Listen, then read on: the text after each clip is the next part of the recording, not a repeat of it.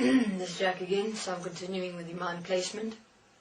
The Anunnaki, the serpents and the Syrians realized they required to rule existence. It means all beings in existence, no one excluded. They were the only three standing and remaining in existence. To remain in existence, to rule, and of course their races. And thus they found that method to basically how they captured all of existence. Firstly, is they placed the gravitation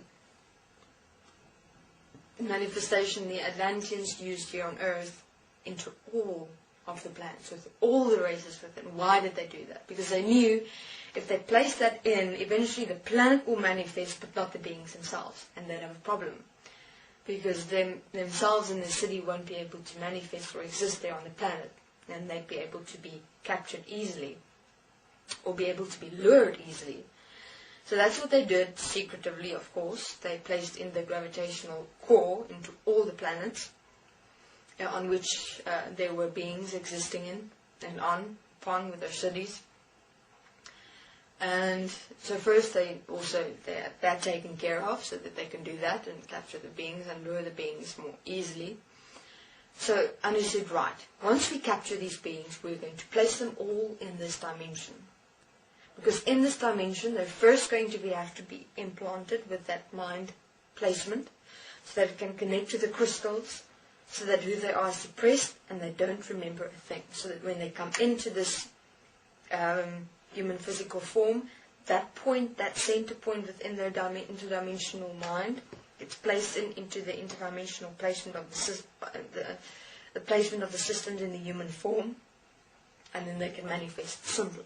And then when they die, they don't remember a thing, they don't remember who they are, they don't remember what they experienced, and we can just recycle them all the time. So that's how everything started getting together. Once they had the dimensional placement in place, which is called the dimensions, or when you cross over or die, where you go to, etc. That's the place.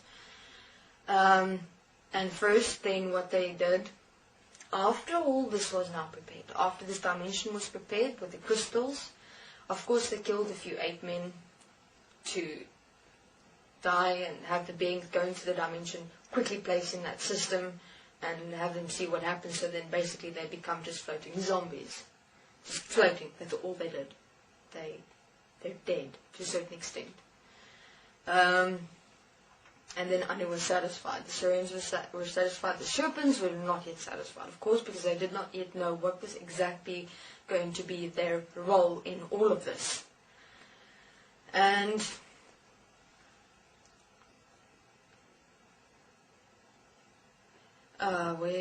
what happened next? So they still had, now this is where Enki comes in. Enki told them, listen, personally, I don't feel like making these things for all of these beings in existence. Do you know how long it's going to take us? There has to be a way where they can kind of develop on their own, be birthed here in this world through two coming together or something, and then just every time that happens in some way, they could just a dimensional being can come in and go on, and that's how everything will start expanding here. Because I'm not going to sit here for hours of time and just develop forms.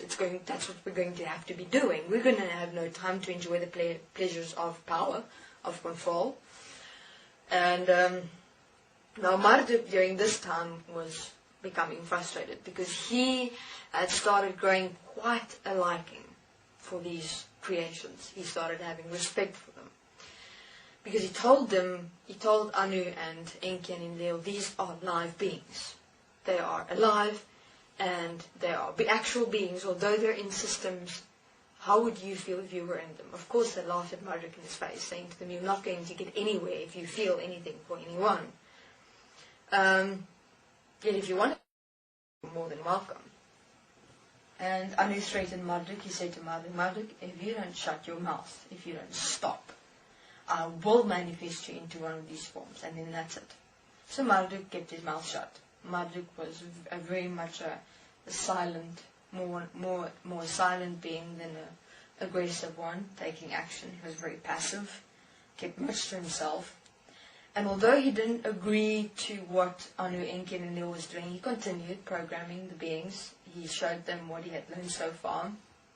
He showed them what he had done so far, showed them his plans.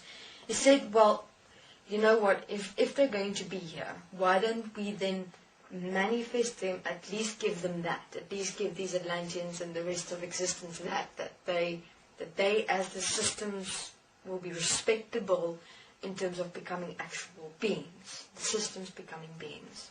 That would make me satisfied. So Anu said, well, great, that's what we want eventually in any way, so you continue with this.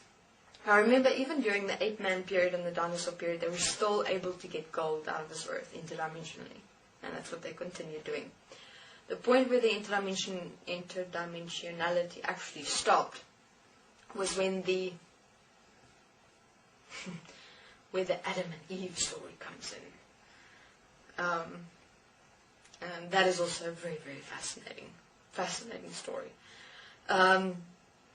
So Marduk continued his programming. He became very smart, very clever, insightful. He worked closely with Enki and Enlil as well. Enki was more in terms of the development of the DNA. Enlil was more the female-male manifested expression, how that the organs will work. Until Enki became jealous, because Enlil was working with the expression of the male-female form and how that would work together, so he needed to experiment the stuff. So he had quite a bit of, and during the time interdimensionally there were female expressions. And Enki became frustrated because now Enlil's got all these women and he's testing it from all over existence, because he needs to find the perfect match of a female expression so that the two human forms that come together create another perfect human form, and the DNA has to be specific, the genes has to be specific. So he went from race to race to race. Now what he did was he actually placed himself interdimensionally as one of those forms, and then he went and actually had intercourse with these female expressions to see if this DNA will match. Okay, this is Jack. I'll continue my next interview. Thanks.